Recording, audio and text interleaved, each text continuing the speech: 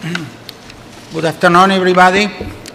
I would like to thank the organizers of Icomst 60 under the leadership of Fabio Montosi and his wonderful team. I want to acknowledge the important role that Icomst has for the people working in mid-science and technology.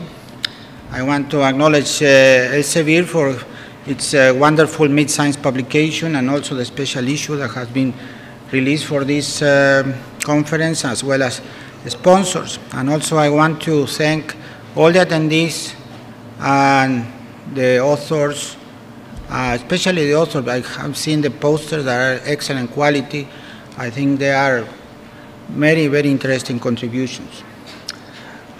Well, my presentation today is about technologies that are, let's say, facilitating the developing of new products of better quality, or technologies that will allow you to prepare products of better quality and also develop new products. I'm sure that all of them might sound familiar to you, but the importance of that is that we have a trust on them, but we see new opportunities, new uses, etc. And also the importance of offering very safe products, which is always a must in food processing and technology. So let me walk through these technologies, emphasizing the relevance for the meat industry. Meat industry will be a big, or it is a big beneficiary of these new approaches, given the fact that the consumers are significantly demanding very high quality meat products. They are expensive, but they are very tasty. For this reason, the best way you can prepare them, can them, or package in other different containers is very important. It's a very, very large market with a diversity of opportunities. So the technology that we are investigating is what is called microwave-assisted thermal sterilization. This is a combination of using microwave with some external heat or self-generated heat by the own microwave. Pressure-assisted thermal sterilization is to use some properties of a process that when you pressurize a system, at the same time you pressurize it, you increase the temperature. And this is done also in combination with a thermal processing. And the last one is revisiting the retort processing with some additions that make the process much efficient and resulting in terms of time and also in terms of the quality of the food that they deliver. So whenever you come with a new technology, it has to be, first of all, a technology that will be very safe and that will offer significant advantages over the traditional ones. We have to remember that the food industry is extremely conservative, and to introduce changes are very important. And also we have to take into account that new technologies are scrutinized much in depth than the conventional one in terms of the role they play with life cycle analysis. I mean, how integrate your process to, let's say, the new constraints, let's say, imposed by the people, let's say, interested in preservation of the environment. And also we have to please the consumer expectations. People want safe products, high nutritional value, minimal thermal damage, good sensory characteristic, okay? And this is a real challenge for people that has to please them, because the variety of demand from the consumer is large. There is not a single company that can please all of them. And you take niche of the market, and if you hit in those niches of the market, products that are meat-based, definitely you might take advantage of one thing. The consumer is very erratic, or let's say, from the point of view of the industry, food industry, it's very difficult to center in a way that you are always a winner. You have to follow very carefully what are the trends and how to please them. Sometimes the trends do not represent where the larger demand is coming from. So people on one hand like very safe food, okay, and at the same time they want something fresher than fresh. High nutritional value, functionality, and in other cases as natural as possible. Processes that are fast, cheap, and at the same time products that are based on raw materials that are much more expensive, because it's trendy to eat organic foods, whatever organic means, and whatever processed organic raw material means. There is a big debate if you process organic food, or if you are going to obtain an organic product. Again, let's leave that for others. Okay. It is very important to realize that we have been sterilizing products for a long time. And this is a technology that has proven to be extremely successful. Okay? So the majority of the processes in the future will keep relying on our conventional retorting and the like. But we, as people working in the scientific side, in the technical side, we have to come up with fresh ideas to see which ones could make it through the final stage, which is the adoption by the food industry. And as I said, Nicholas Appert, more than 200 years ago, thanks to the Napoleonic Wars, he developed the first canning process. And since then, the growth of this approach has been significant, even though we have many constraints around it. And here we have pictures of one of the first retorts. We have pictures of the very few cans, etc. But in counterpart, we have the creativity converted into implementation, new inventions in a large group of strategies in order to come up with better products that will satisfy this, let's say, high demanded market. So we have non-thermal technologies and thermal technologies. And one common thing about non-thermal technologies is that they are, in most cases, just pasteurizing the food. For this reason, once again, in order to sterilize foods, we have to rely on thermal approaches.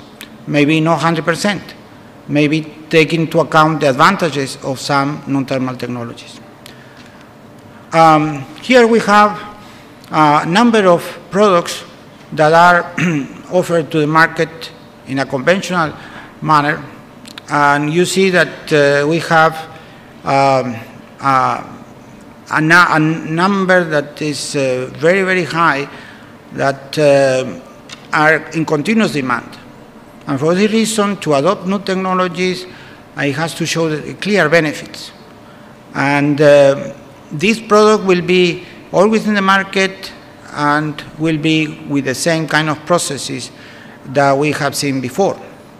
But the opportunities are in offering new products, in offering products that are premium quality, products that can be used for longer shelf life, and this is where we find advantages in the technology that we see. When processed meat, we have to be aware of the changes that are taking place in the food in order to, let's say, identify where to target our process, or what processing condition we have to identify in order to come up with something that will make sense, that something that will make it through the R&D steps. And the changes that we have in proteins, let's say myofibrillar part, we have changes the primary structures and also secondary, tertiary, and quaternary structure. And then we have also change in the connective tissue, which of course is another protein. We have the denaturation of collagen, intramuscular connective tissue, and affecting its mechanical properties. In lipids, we have lipid oxidation, hydrolysis, Maillard type reactions. As you see, a number of these things are very, very challenging to, let's say, modify. And definitely they play a significant role in modifying, bringing down the quality of the non-processed product.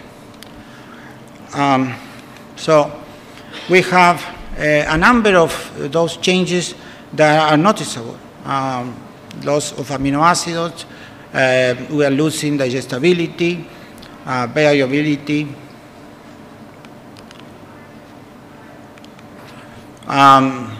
We have unfolding of the proteins. We have decrease in water holding capacity, making the overall product less appealing.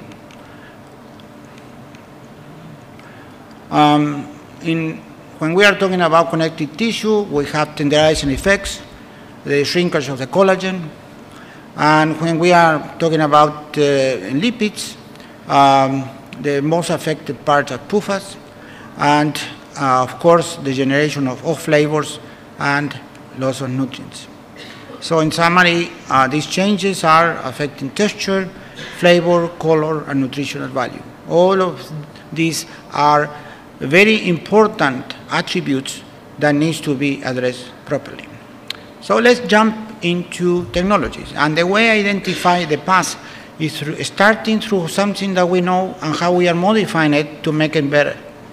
So we call it advanced retorting or advanced retorting. What are we talking about?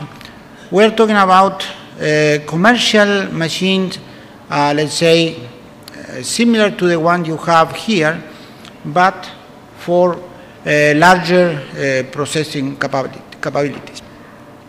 What is this advanced retorting doing? Well, we have as variables when you use retorting, mainly time and temperature. And we can add, let's say, the media that you use to heat the product. But you have a, let's say, significant constraint by being limited by that. So what this kind of new generation of retorts are offering is versatility. Versatility in terms of the kind of media that you can sterilize your products, the kind of motion that you can apply, the kind of packaging, very versatile in accommodating any kind of packaging in addition to cans. So I hope you catch the meaning of that, to have a machine that can do so many things at the same time, okay? And in a continuous manner, is not possible yet, but there are, let's say, approaches to do that.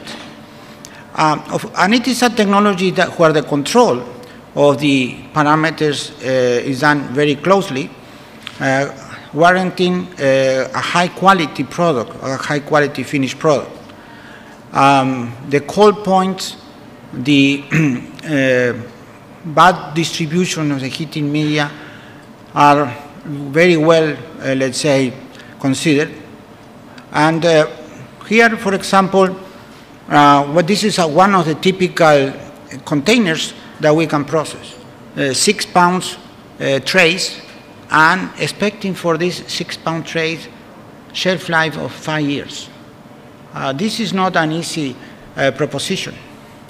And the idea also is to do all the calculations of the processing, emulating with the new condition what we are doing with conventional retorting. And We have different type of motion. We have what is called gentle motion, which is a horizontal displacement of the container at different strokes. I mean, pistón por movimiento, let's say, reciprocante con distintas velocidades. Tenemos un extremo que se llama shaka, que es un movimiento. ¿Ah? Oh. Yeah, I translated. Yeah, that's good. So that's just to know that even though I have lived in the United States for a long time, Spanish is my mother tongue. Okay, and that I still remember how to speak. Okay, gentle motion. It's horizontal motion, and we characterize a stroke per minute. We have one that is much faster, which is called shaka. This is a patent. And then we have what is called pendulum motion, where the containers have this displacement without completing the rotation. What do we do? What do we accomplish with that? What we accomplish with that is giving a three-dimension type of configuration to our heat distribution. And by doing that, we are accelerating the process and make it more uniform. You might say, yes, but there are continuous machines for cans, and that's true. Nothing wrong. Let's keep using them.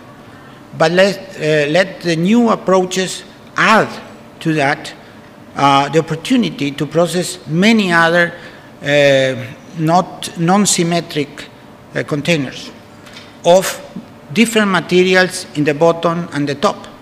Okay, so remember, versatility. And it is very important that by having so many variables, we have much greater opportunities for optimization. And what is important is, are we getting better foods than those that we get by conventional technology, by conventional retorting approaches? Because this is the last, let's say, step in making a decision.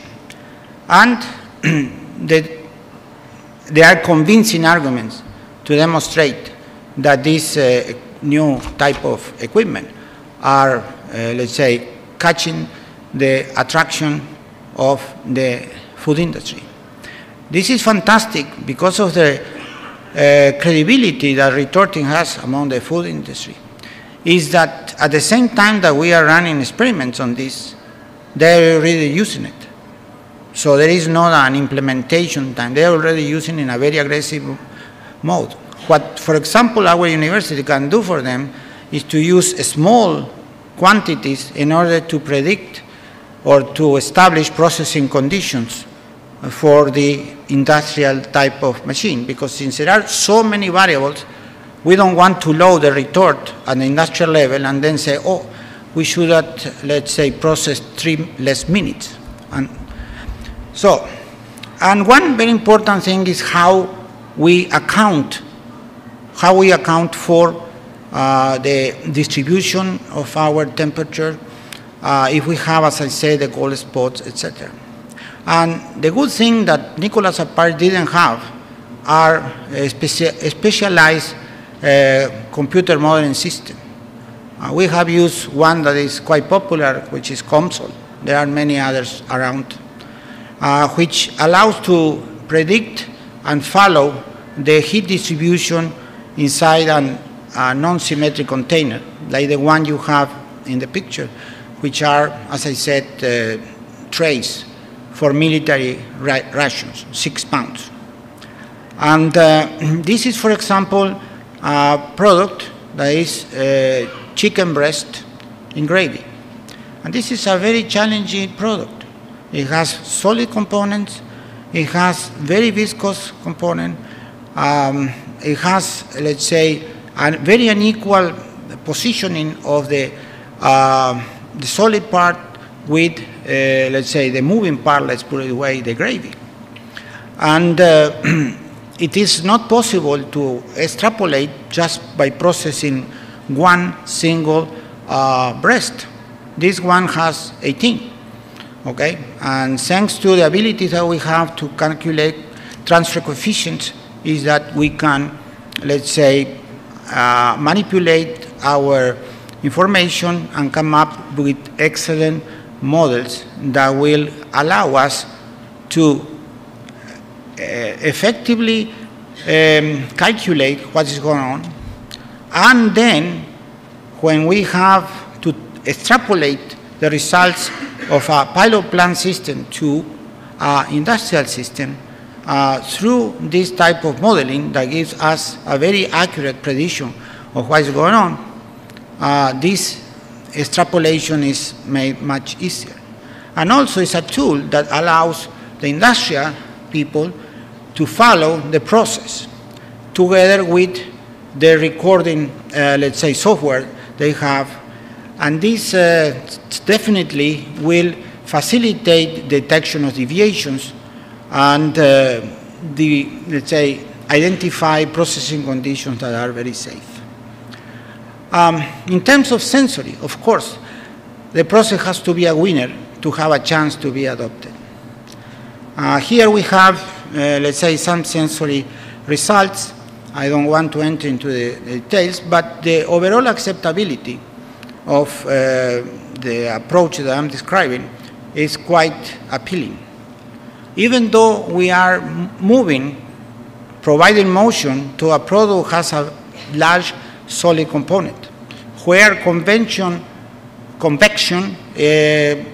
takes place but not a significant, it doesn't play a really significant component in the heat transfer patterns. So, in general, this is a summary for this, that people with this kind of product, the rocking motion, the one that is, or the pendulum motion is the one that is more attractive. Why?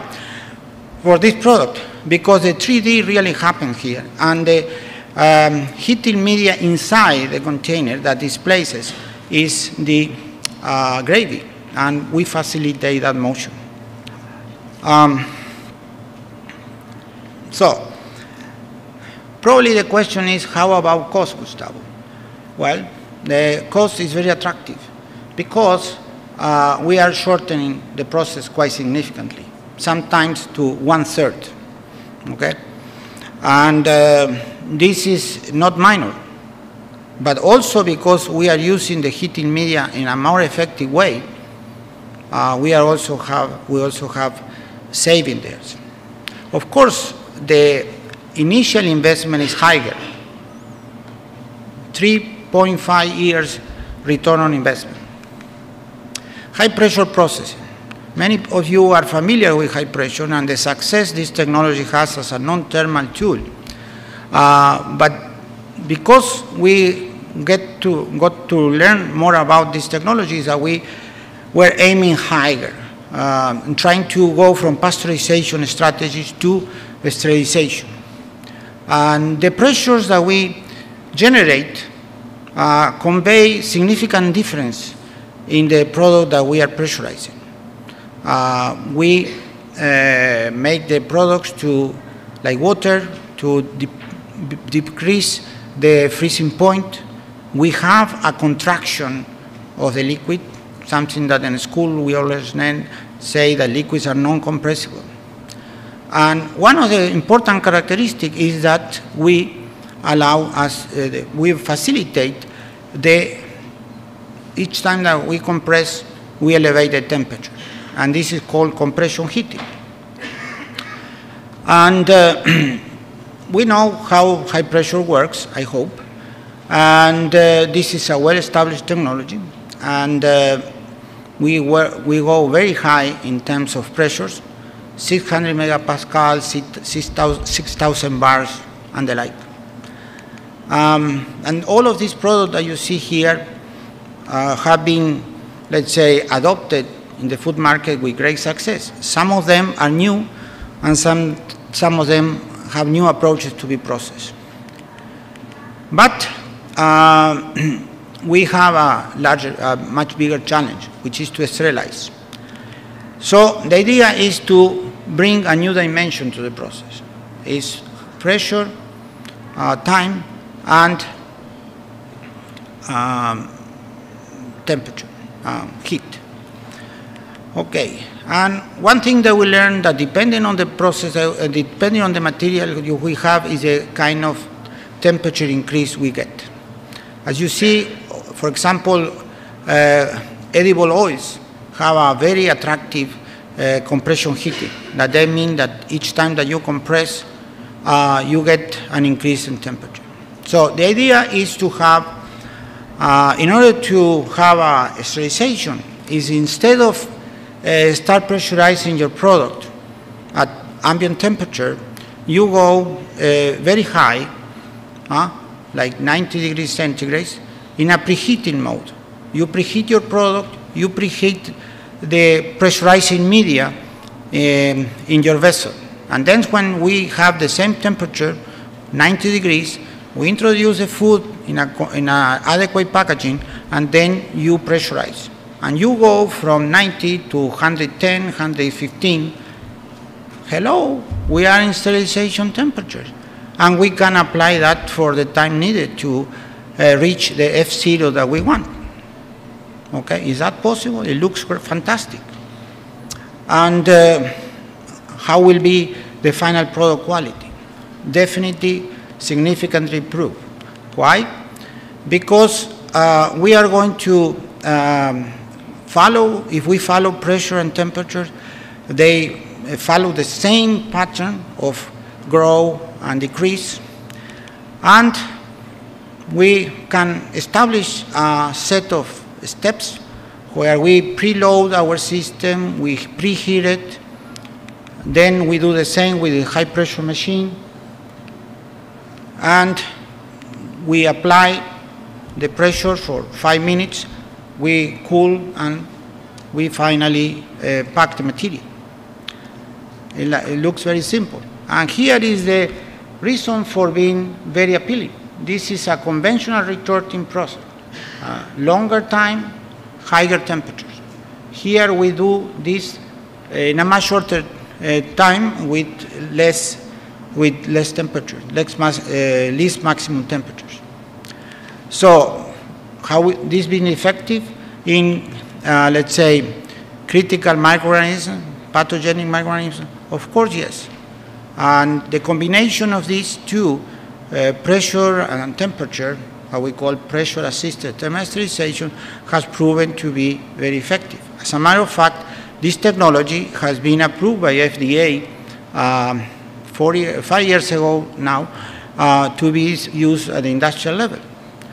And one of the challenges, since we were talking in the previous presentation about packaging, is what is the adequate packaging to stand very high temperatures and very high pressures. And specific materials were developed for that process. And this is an industry or type of packaging material that is little by little getting imposed on the market.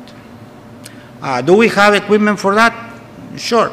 We have prototypes like the one in Asti, in Tecnalia, in Bilbao, Spain, manufactured by our friends from Burgos. Okay. And then we have also one from United States, Avure. And the Avure was the one who manufactured the machine that accomplished what I wanted. The future is very bright. We have to keep working in identifying the best processing conditions. But we have to identify new success stories. There are a number of publications where are showing the importance, the relevance of using this technology in order to facilitate attaining products. The first product that was processed in order to demonstrate the validity of the technology was with potato puree. Now, there is a major emphasis on identifying products that are convenient in terms of pricing. But it's worth mentioning that a pioneer of high pressure, pressure-assisted thermal sterilization worked with meat products with a very successful manner. That was people from Kraft. So in other words, it's a technology that could be in infancy, but already show, let's say, very promising aspect. In a very quick manner, I will go to microwave sterilization, so you have a complete picture of what I'm talking about. Microwaves generate heat by vibration, mainly of some key liquid materials, water ideal. And we have microwave and we have radio frequency when we find, let's say, the right frequency for generating heat, 2450, 1915 for microwaves. In the past, everybody was using 2450. All the domestic ones are of this frequency. And one of the reasons 915 was not in use is because it's at the same level of all the mobile phone, all the communication system. And as a matter of fact, in Europe, it's forbidden for that, but not in the United States, and other countries like China. And that 915 is much more effective in terms of the depth of penetration. So new research has been done around this frequency, 915 megahertz. So in order to validate the product, new technology, you have to do two things. To have a computer model that demonstrates whatever is happening inside the food could be predicted. And second is to stand the microbial challenge that we have. And here we have all attempts with some degree of success in Europe to attain sterilized products. Very, very interesting as a proof of concept. Not very attractive in terms of the cost, the installation, etc. Here we have one of the most famous one, Bersthoff, who the company tried to sell equipment, and then the regulatory agent in Germany say, demonstrate to me that microwaves are really sterilizing. And it was a big shock when they couldn't demonstrate it. Why? Because the distribution of the electromagnetic fields is not uniform at all. And that has been the challenge to have full processing of meat in a homogeneous manner, reliable, very safe. So the idea is, the concept is very important, that instead of using the microwave as the media to heat our product, we use the microwave to heat water. And we know that microwave is quite efficient in heating and, let's say, making very uniform this, because it's all friction that happens in a very homogeneous manner. And then the water is the one that will allow us to, let's say, heat our product in a very uniform manner. Why we call it MATS, microwave assisted microwave thermal sterilization? Because we use the heat generated by the microwave generators also to help in heating the product, but not as the primary source. In other words, we are using all the energy, but making sure that it's a very safe process. And this is a continuous process, which we can identify 4 clear stages. And here we put our containers, we went through, and they are trapped in order to get, let's say, a uniform process. Why is so efficient microwave? Again, very short process, very uniform. Have we been using this in meat products? Of course. We have been using salmon, fillets, etc. Is that technology approved by FDA? Of course it is. It was approved the same year, 6 months different, as PATS. So here we have another technology that is opening the way to offer to you products that will be of better quality, very reliable, and also to develop new ones, because the characteristic that of the transformation that the product has, because the heating is of different nature, therefore the product will be evolved in a different way, so we can come up with something new. And the consumers are always looking for new products. They don't care about the technology. unless it is irradiation and the like. But they care about having new products in the market. And here you have a system this was a system that allowed FDA to approve sterilization as approved microwave sterilization tool. And here are some of the product that has been sterilized. And you see the different colors. On the left, it was done with a conventional retort, in the center with microwaves. Here you have a chart where systematically, no matter what product we are processing with microwave, sensor results offers much better results.